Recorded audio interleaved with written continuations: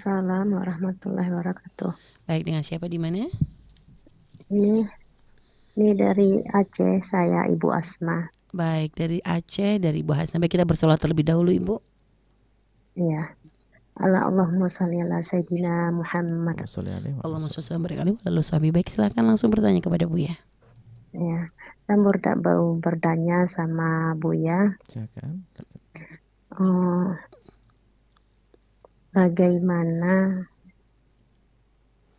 kalau kita ini mendengarkan ceramah tapi tidak ada berdasar membuka kitab ataupun Quran. Bagaimana itu hukumnya?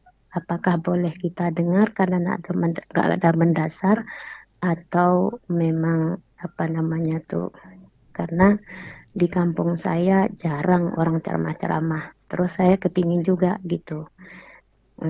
Jadi bagaimana solusinya Buya ataupun Umi?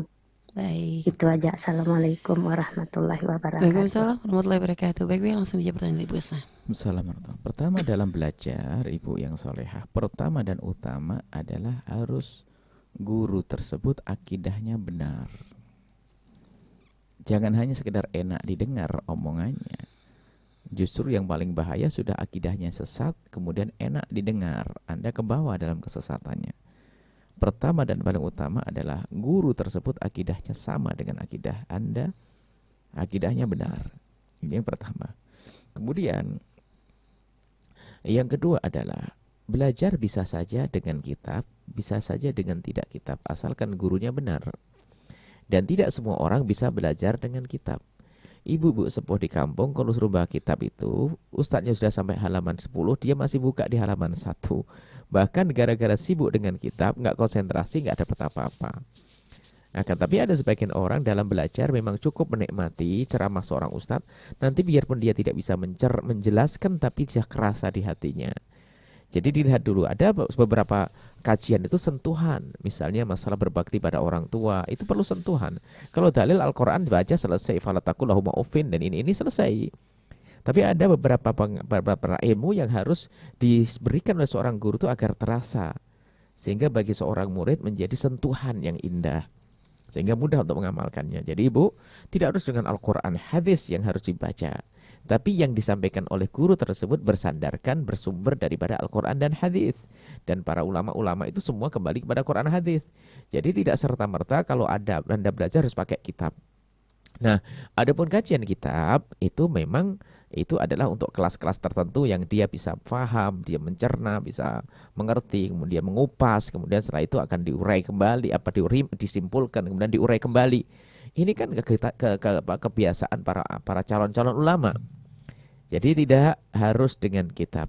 Kalau di tempat-tempat Anda ada pengajian yang tanpa kitab, akan tapi orang itu akidahnya benar. Yang kedua, apalagi disifati dia dengan kealiman, maka dia akan mengemas ilmu dari Quran hadis itu dikemas dengan bahasa sederhana, tiba-tiba Anda pulang sudah bisa mempraktekannya. Justru itulah kehebatannya. Tidak pelik, tidak repot. Nah, seperti itu. Jadi Anda boleh belajar biarpun tanpa kitab. Akan tapi yang kami maksud adalah biarpun tanpa kitab, hendaknya yang bisa menulis membawa buku catatan. Sebab kalau catatan ini penting supaya mengikat. Kadang-kadang kita faham sebuah permasalahan. Kalau kita tidak catat, nanti hilang pemahaman itu dan besok hilang ilmu itu. Jadi kadang Allah berikan ilham pemahaman. Maka mumpung Anda diberikan pemahaman, Anda catat. Sehingga kadang seseorang itu mencatat ilmu itu, dia itu setelah itu bingung, kok bisa ya saya mencatat semacam ini. Karena waktu belajar itu dalam keadaan khusyuk, tenang, Allah beri ilmu yang namanya laduni, sehingga ditulis saat itu dicatat. Setelah dicatat besok harinya dia bingung, ajib, kok saya bisa mencatat semacam ini, seperti itu.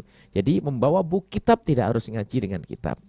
Makanya kami pun punya pengajian bermacam-macam Ibu. Ada pengajian dengan kitab, ada pengajian nggak pakai kitab.